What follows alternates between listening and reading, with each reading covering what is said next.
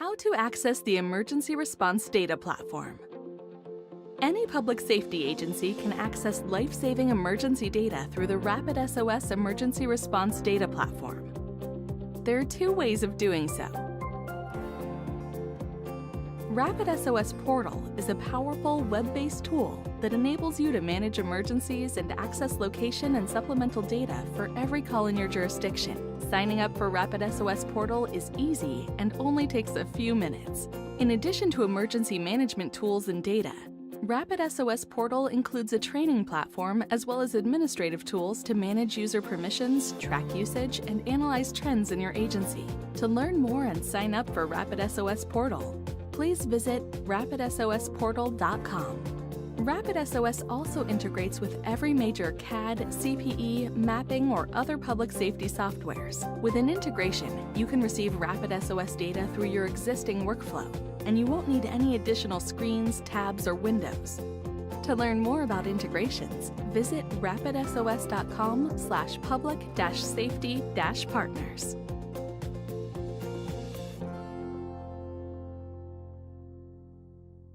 Welcome to the On Scene First 2024 Summer and Fall E&P Study Group. This is week 10, Signaling and Information Systems. We're continuing on with some tech stuff, and we will continue next week, I think, as well.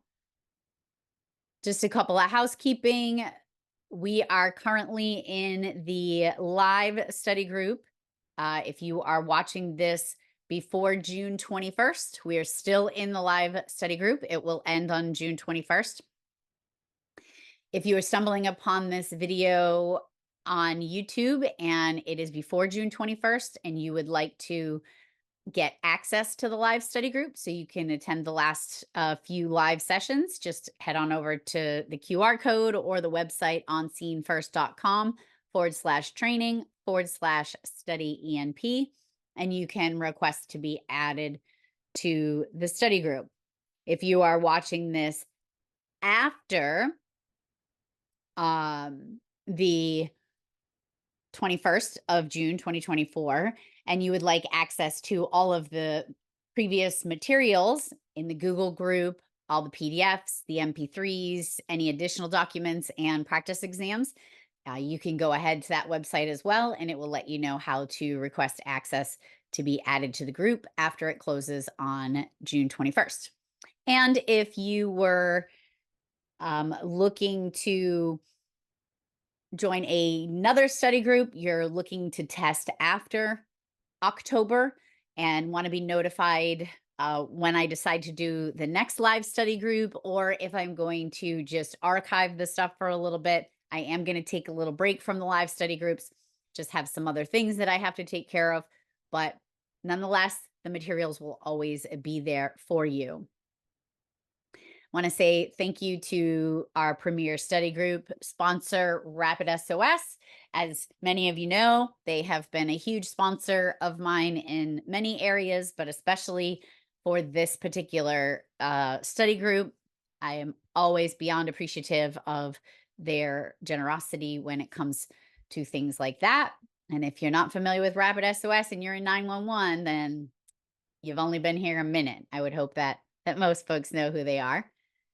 And now we are going to jump into signaling, transport, and protocol. So a little techie today. Again, can't always make it fun and exciting when it comes to technology, but I do my best to really have an understanding of the basics of what the body of knowledge and the manual are wanting you to know. So with that, just be patient. And I highly recommend, if you have been watching each session, I think it was in like the first or second session, I may have covered the use of ChatGPT, and I highly recommend the use of it for studying. Anytime you don't fully understand something, you can take the definition, or if you were to find, say, a paragraph that kind of describes something and pop it into the ChatGPT, type website, you can say something along the lines of explain this in a way it's easy to understand, or break this down into studying format. There are so many benefits to using that technology, is that sometimes you just need something to be explained in a different way than what you're looking at. And I have been utilizing that for some of the things that I have been teaching you guys. Most of my presentations were always put together, but with each presentation, I add more. I try to break things down a little bit clearer, but definitely a technology that you don't want to miss out on when you're studying for something like this. So, signaling in general, signaling is basically the sending and receiving of control information between the parts of the telecommunication network. There are many different types of signaling that you will encounter in this section, as well as just in general when it comes to the 911 telecommunication system. And again, I tried to break it down as simply as possible. The signals determine message status, routing, handling of the call, control functions, billing, and access capabilities to other networks. If you've watched previous presentations when we've talked about how the call kind of goes through the native network these days, there's lots of routers and switches and end offices and central offices. And it blows my mind that when somebody places that 911 call, it's almost immediately where it's supposed to go, even though it has a bazillion things to go through. Signaling information, it can be circuit associated, carried in band, or channel controlled. It can travel on a shared, separate, or common signaling channel, also called CCS, or a common, or what is called common channel signaling. And so we'll kind of break some of these down and identify not necessarily which ones are which, but where it is necessary, I'll let you know. The first one we're going to talk about is centralized automated message accounting. Many of you have heard this referred to as CAMA, CAMA trunks, CAMA technology. But CAMA has been a staple in the 911 space for a very long time. It's been part of the telephone network for a very long time. But I want to show you again how Tracy's brain works sometimes. Is if I was to just look at centralized automated message accounting and I needed to come up with the definition for that, I could look at it and it would be a little overwhelming. So what I try to do, and what Tracy's brain tries to do, is break it down. And this is one of those times where we can break it down, and it might give a little more insight into just kind of focusing on the wording. So another Tracyism. So when we look at even just the word centralized, right? The piece of this, when it comes to CAMA, relates to all call detail information is collected and processed at a central location. Centralized, central location. So all of the data that we're going to refer to in just a minute is collected and processed at one central location.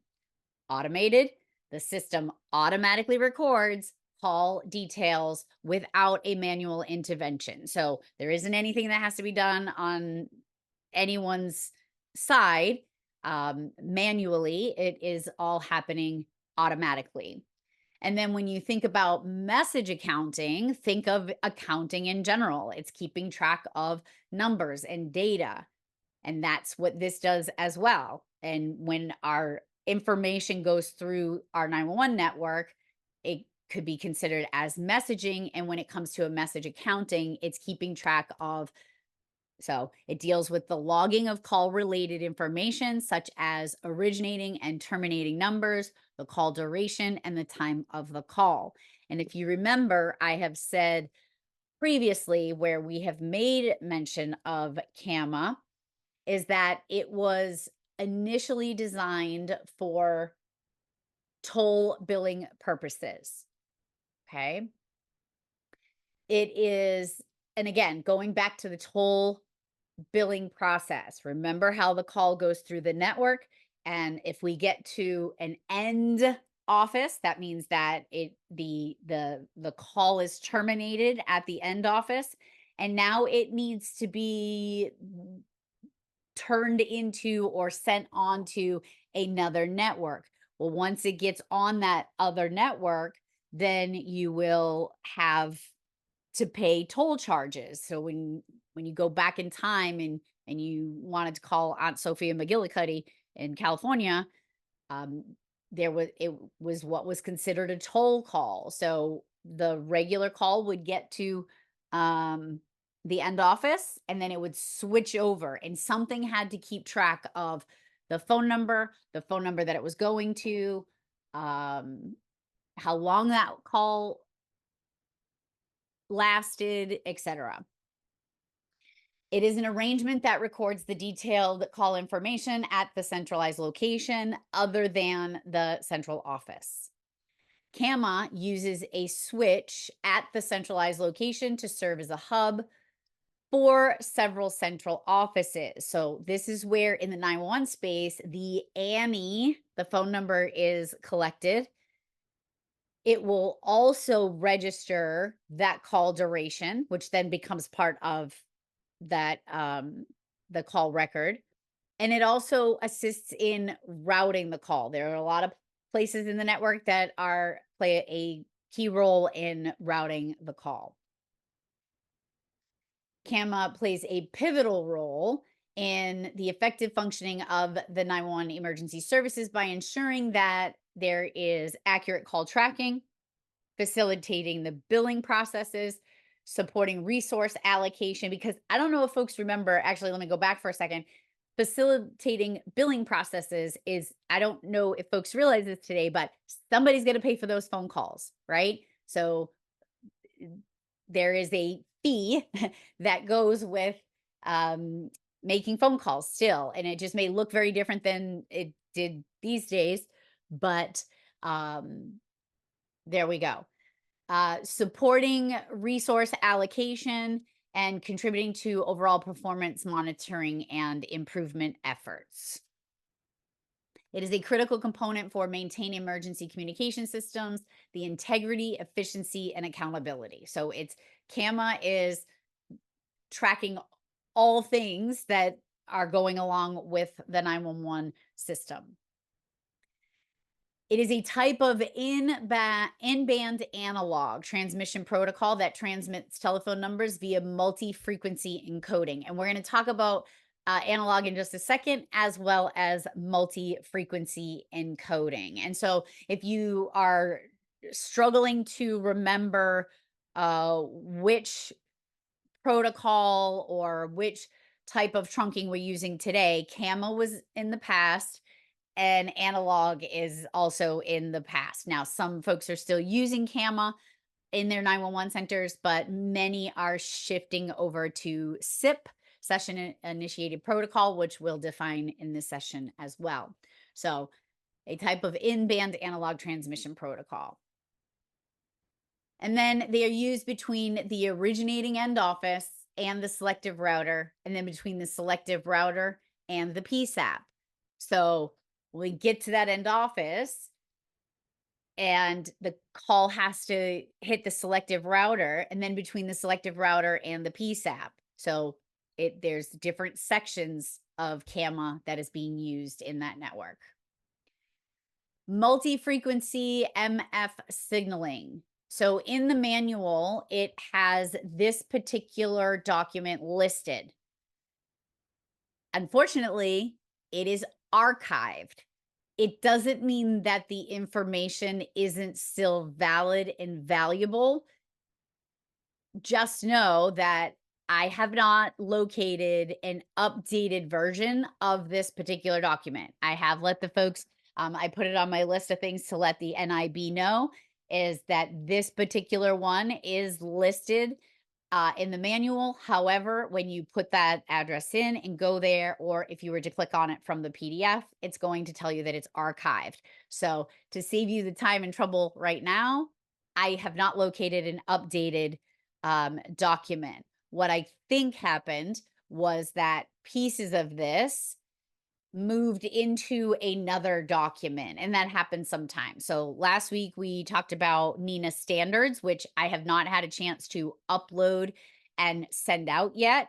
I will be working on that later today or tomorrow, and then this one will come right after it.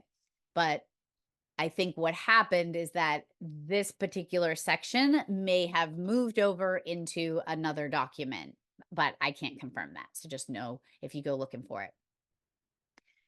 So, multi-frequency signaling is, again, this is also a type of in-band signaling, which in-band can also be said as in network, within the network. So, as you can see down there next to the little globe with the network there, in-band can be used interchangeably with within the network. So a type of in-band signaling used on analog interoffice and 911 trunks.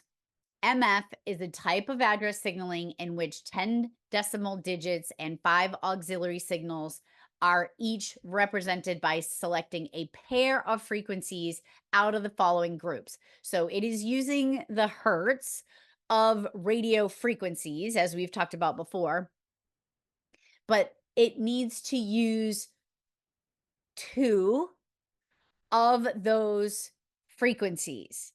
And it is not to be confused with dual tone multi frequency. And the information that I have coming up is going to show you the difference because, again, read the question, read the entire question, read through the answers, and make sure that you're not being led down a path of misinformation. And this is one of those questions that I would definitely use caution on, because what might happen is it will be looking for you to answer whether or not a definition is multi-frequency signaling or dual tone multi-frequency signaling, DTMF.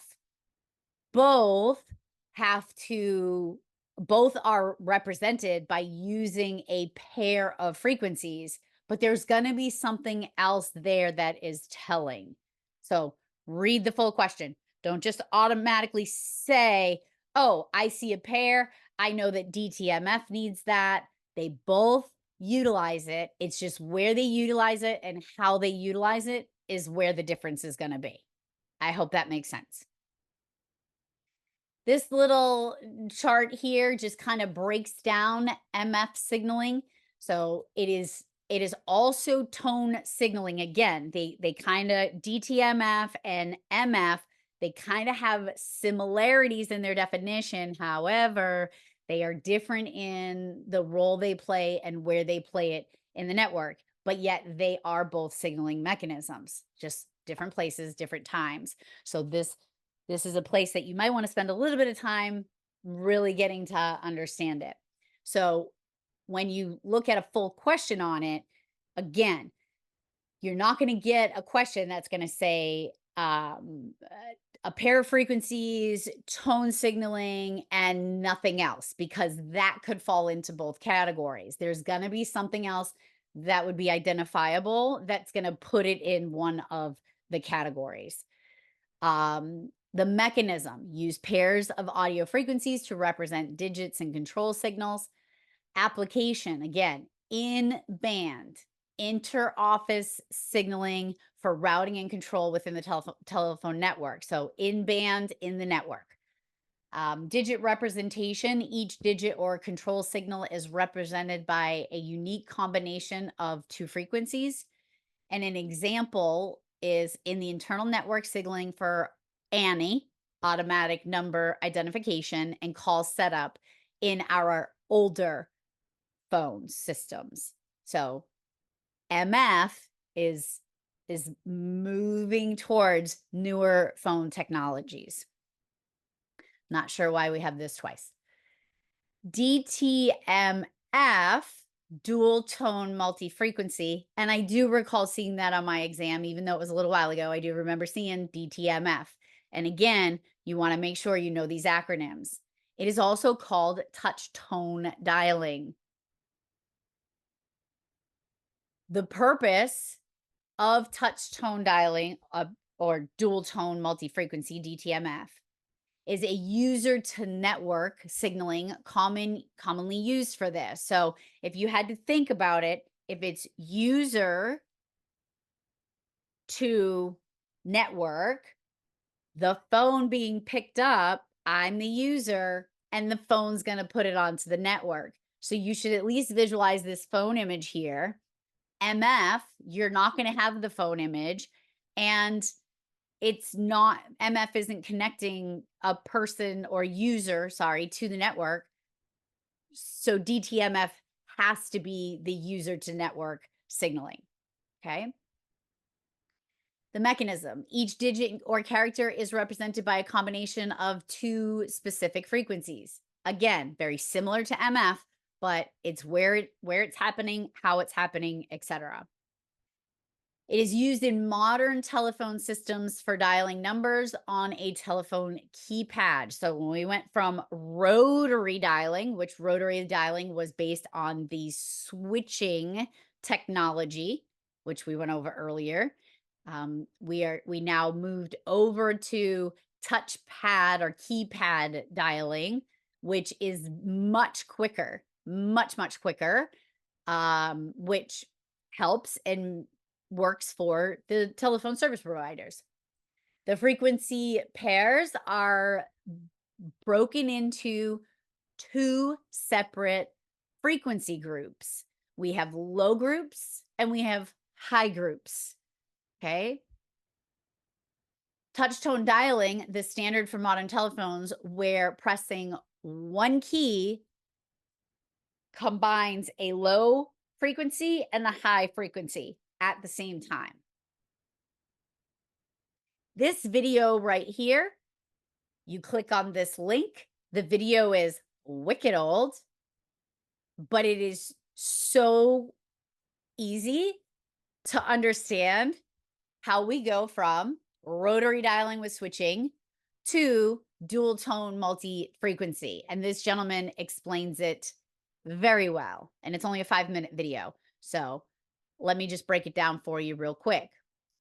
So in a DTMF situation, those touch tones, the columns are 3 sets of high tones. So the columns are 3 sets of high tones. The rows are 4 sets of low tones. And that fourth one is only incorporating the 0 in the phone number. Because we don't have the number 10 in a phone, it's only going to go from 0 to 9, right? And so somebody in their infinite wisdom was like, oh, well, we gotta fill in these spaces. We're not just going to have the 0 hanging out by itself. And I'll show you what that is in just a second. But when you place that, sorry about that. When you place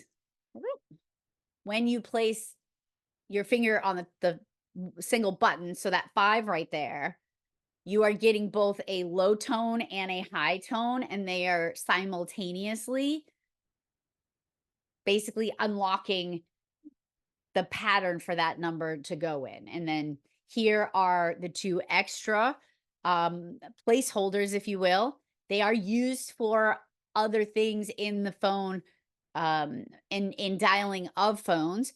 With dual tone multi-frequency, it also kept the difference. It also keeps the line open in a sense that you can push a button after the fact and make that button do something else based on the DTMF.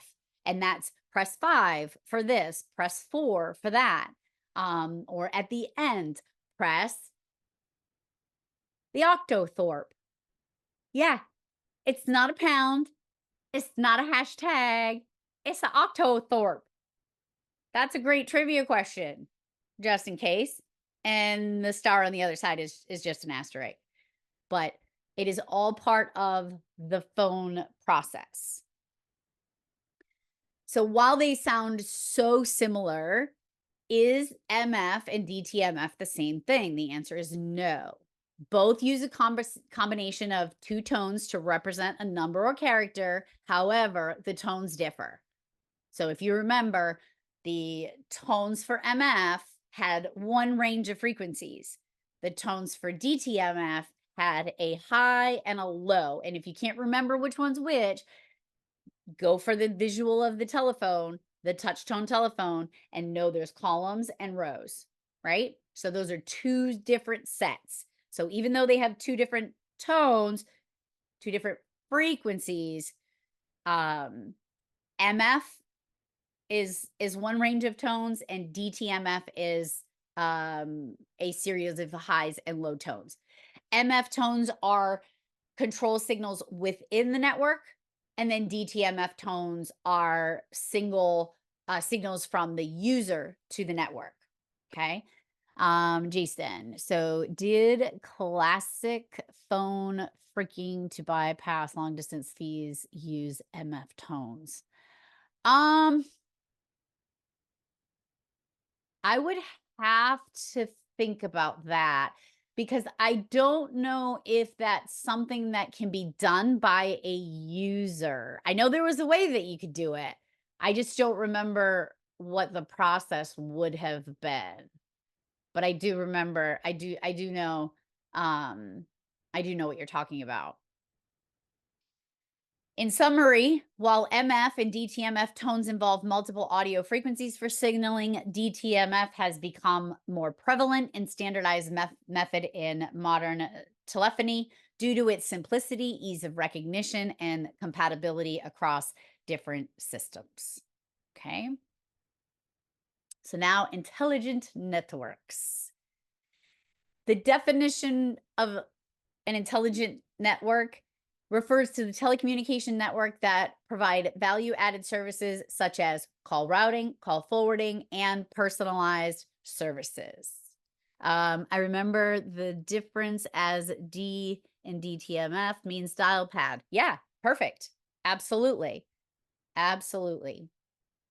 I like that. I like when we come up with stuff like that. Information networks, these are simple definitions. These are definitions that we should know today, but they're part of the process, so I'm just going to put them up there. The internet is a network comprising private, public, academic, business, and government networks of local to globe scope, linked by a broadband array of electronic, wireless, and optical networking technologies. So that's the official definition of the internet. And the intranet, remember, rah, intra, anytime we use intra with rah, it is a local or restricted communication network, especially a private network where that is created using the World Wide Web. But intranet is just, they're in our office. There are people and the outside folks can't come in, right? Outside folks. Intra, rah, inside folks. We like them. Information networks continued. We have 3 different types of networks. One, the LAN, local area network. It is a transmission network that encompasses a limited area, such as a single building or several buildings nearby. So if you would envision the center of my town, we have the town hall, then the library, and then the police station is not too far away. That could be considered, those on a single secure network is a local area network. Wide area network is a computer network that spans a relatively large geographical landscape, often connecting multiple cities, countries, or even continents. So it's your World Wide Web, right? And then wireless local area network, WLAN, is the network that allows devices to connect and communicate wirelessly. WLANs utilize radio frequencies signals to transmit the data between devices. So you tend to have those when you have your cruiser cars, your MDTs, etc. They're going to utilize a wireless local area network, and it's probably going to be encrypted and secure and all that. So nobody's getting on your um, public safety plans. Internet protocol is the method used to transmit data over the internet. It is a communication standard that enables computers to route communications traffic from one network to another as needed.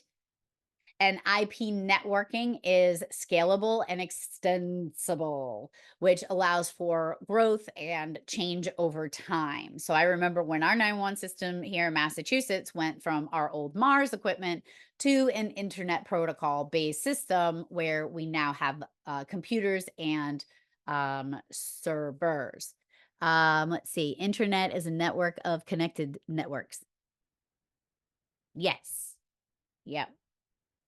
Network of networks.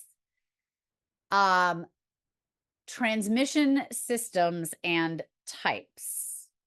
So this is where we go back and we're going to just, again, when you see analog and digital, whether it's in radio or phone systems, etc., they're going to have similar definitions. So just know we have already covered analog when it came to radio as well as digital. And then we'll have an additional transmission system and type as well in this section. So analog being the signaling that uses amplitude modulation and frequency modulation. So AM and FM, and it is illustrated by curved waveforms. Digital signal is a series of discrete values, often illustrated by a square waveform that represents a series of zeros and ones and zeros. And again, if you had to remember, like if the definition was analog versus digital, digital is just crisper and cleaner, etc. Very data-y. I don't know if data-y is a word, but it's very data-y. And then analog is it's a little, haphazard, wiggly, not really crisp and clean, etc. And so obviously as we move on in time, we move away from analog into digital, and it gets much quicker. Data centric. I like data-y. I make up my own words. A packet, as we referred to packets in the next couple of slides, like VoIP sends packets of data, is when the caller's voice or images, videos, etc., is the caller's voice will be chopped up into variable size frames or packets to be transmitted to a specific destination using routers, gateways, and interconnecting devices. Once the packets reach their intended destination, they are reconstructed into their original configuration. And to be honest with you, while I'm going to show you a few examples, I'm going to give you the best example when Mike TV and Willy Wonka was standing on the platform. He was turned into a data packet. So when him and he ended up in the air, and he like chopped up into a bunch of little pieces and then ended up on the other side, and then he was put back together. Well, there was a glitch in the system, right? So he didn't get put back together exactly the way that he should have been. And that's when maybe we get like no record found and stuff like that. Is that there was something in the system that didn't allow the data to be put back together the way that it was. But now I'll give you some better analogies there. An integrated service digital network. Now, by reading this definition, you'd be like, huh, what? So I like pictures. An ISDN network is a communication standard that use digital transmissions to make phone calls, video calls, and transmit data and other network services over circuits of the traditional public switched telephone network. Okay. Today, ISDN has been replaced by broadband internet access connections like DSL, WAN, and our cable modems. It is still used as a backup when the main line fails.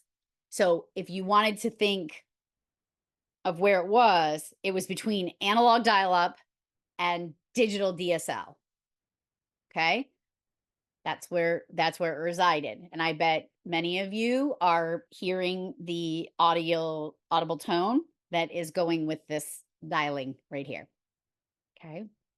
Yes, best movie ever. I agree. I didn't like the new one. I really wasn't impressed with it, but I am definitely a hardcore Willy Wonka fan. Signaling system number 7. Again, it's a protocol. It is a way of transmitting, collecting data, moving into a more robust system.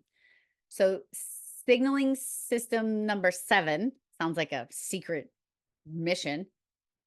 Is a dominant protocol used to control the PSTN. The purpose of it is a set of telephony signal protocols used to set up, tear down. So when you set up and tear down a call, it's basically just setting it up, allowing it to go into the system, and then tearing it down is separating it from the system. Telephone calls, manage and route network services, and enable features such as caller ID, number translation, and messaging. Okay. Basically, again, in many of our situations where we're removing the voice and the data, and they have to come in 2 different ways. They can't come in the same way, and they'll be put together on the other end. It is an out of band signaling system. So out of network, right? Out of band signaling system used to provide basic routing information, call setup, and other call termination functions.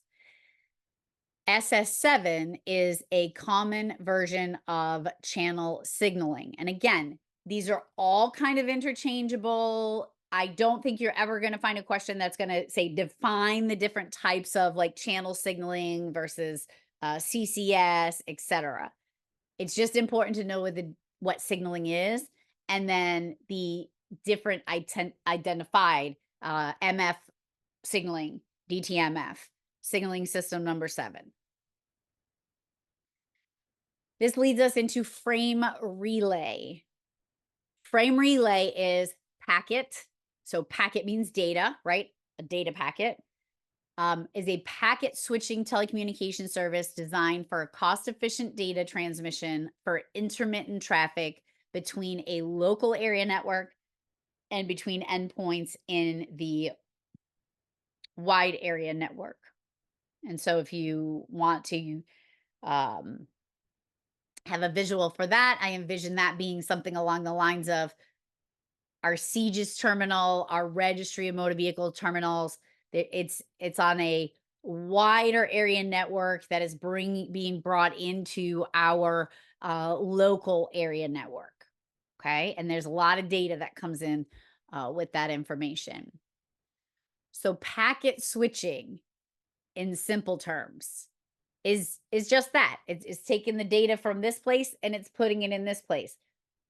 But in many cases, the data has to be separated, sent in different ways, in different lanes, and then it's put back together again on the other side.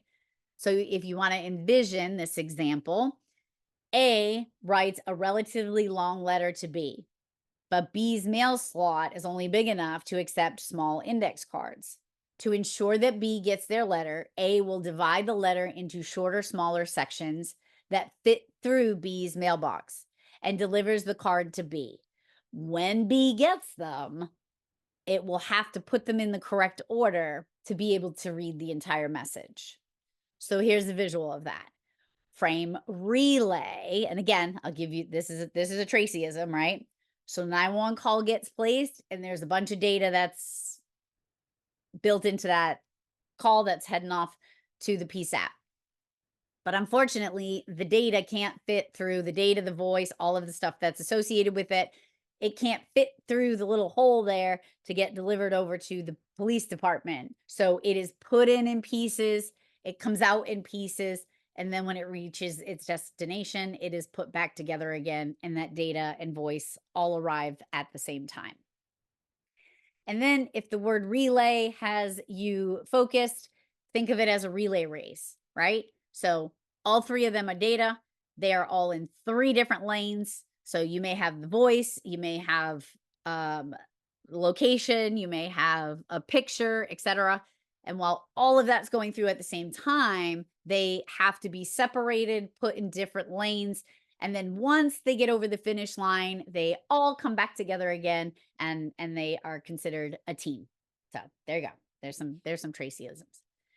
Asynchronous transfer mode, ATM.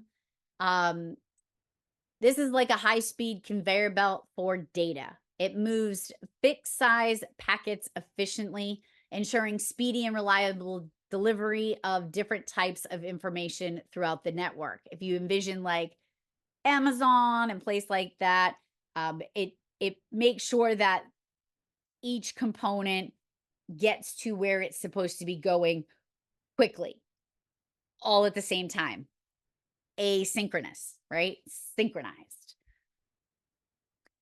Multi-protocol label switching, MPLS. Again, multi-protocol.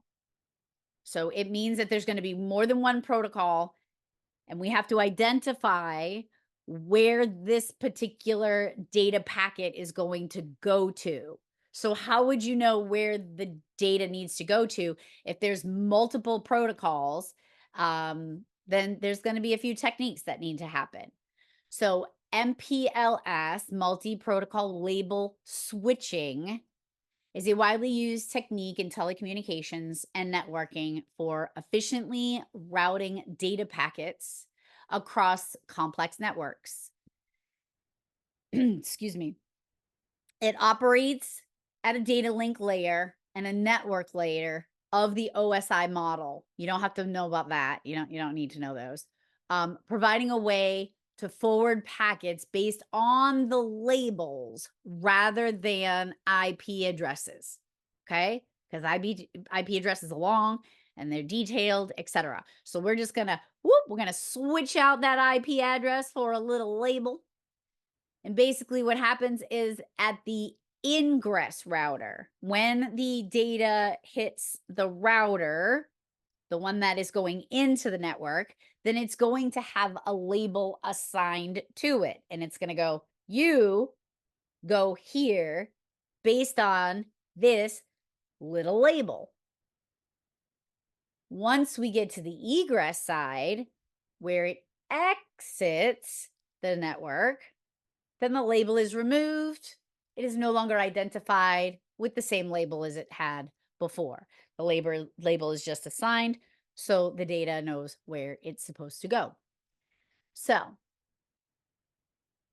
the label is assigned, so the data knows where to go. So here's a Tracyism. These are the components of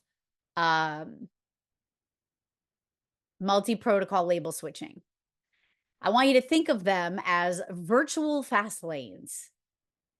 We want to get this information from one place to another. So in MPLS, at the beginning, at the ingress, you have to be labeled. So in our case, as we jump on the highway and we want to go into the HOV lane, we have to have a short label. That label is going to be 3 or more persons only. So I know in advance with the labeling that I get to go into this high occupancy lane and I get to go much faster and get to my destination much quicker, right? So it's a virtual fast lane. We'll call it the HOV lane. Labeling for efficiency. So you see that big sign out there? It says only the cars with 3 people are able to get into this lane. Optimize routing. Knowing in advance. I know in advance that between 3 a.m., 7 a.m. and 11 a.m. or 6 a.m., whatever it is, that HOV lane is going to be accessible to me. So it's already set up in advance. Traffic management.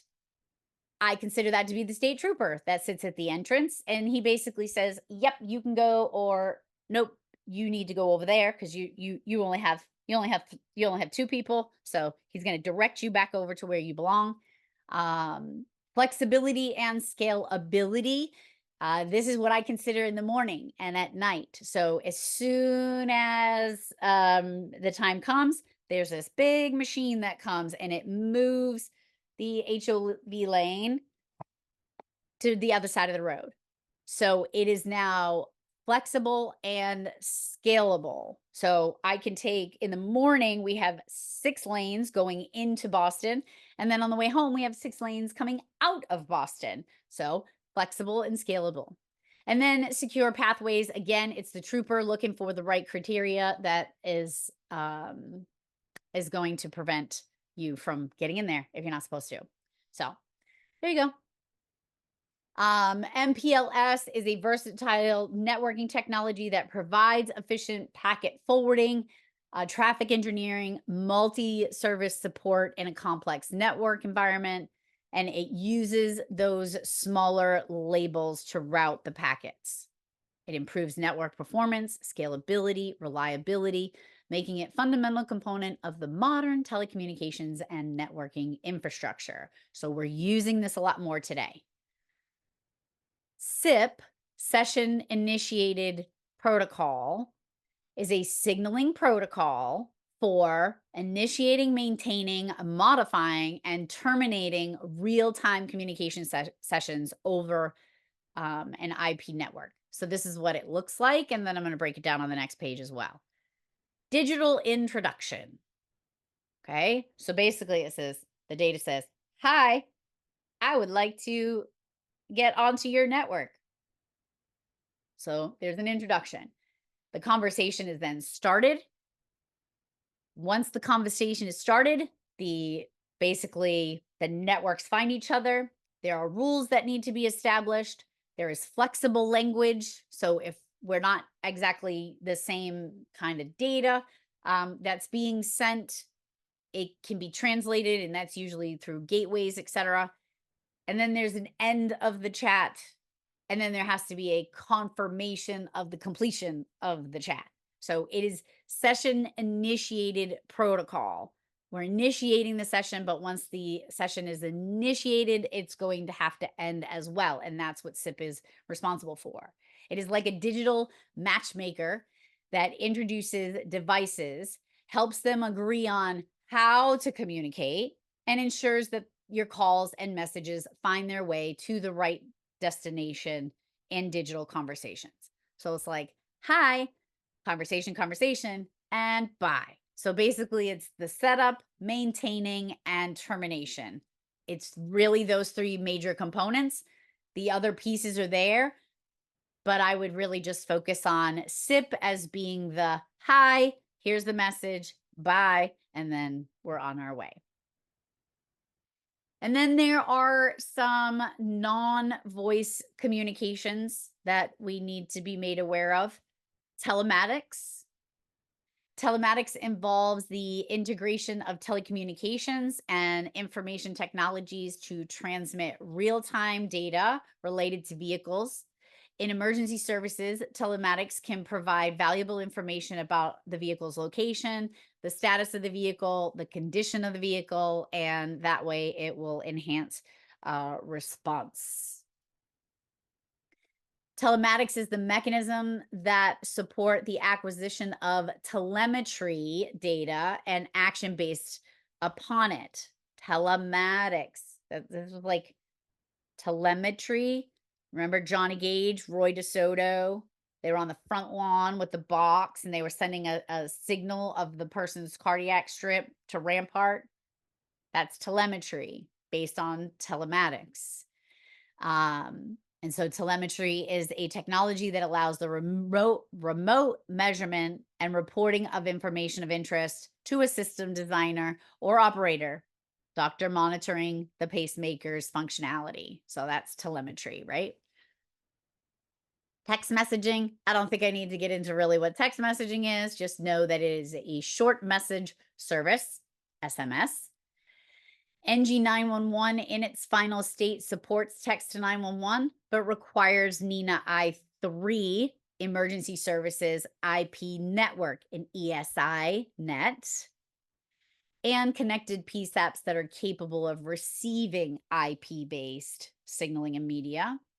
And while the transition to next generation 911 is making progress, there is a push to enable text to 911 before next gen 911. And then when we do that, it's kind of an over the top solution versus a in the system solution.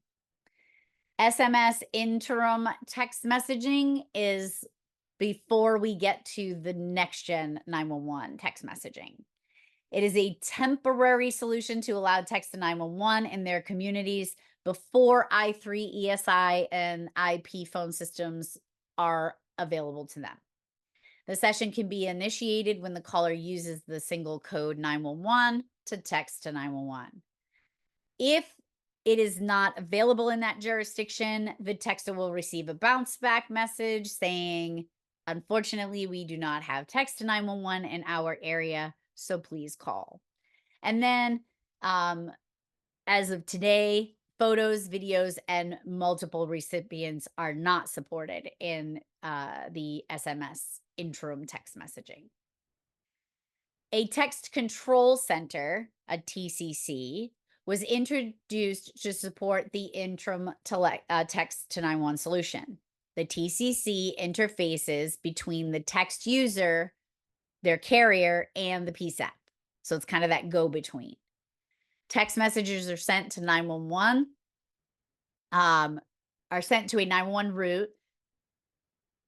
Let me say that again. Text messages are sent to a 911 route to a TCC that queries the location information server in the originating wireless network. And then it will send it to its destination.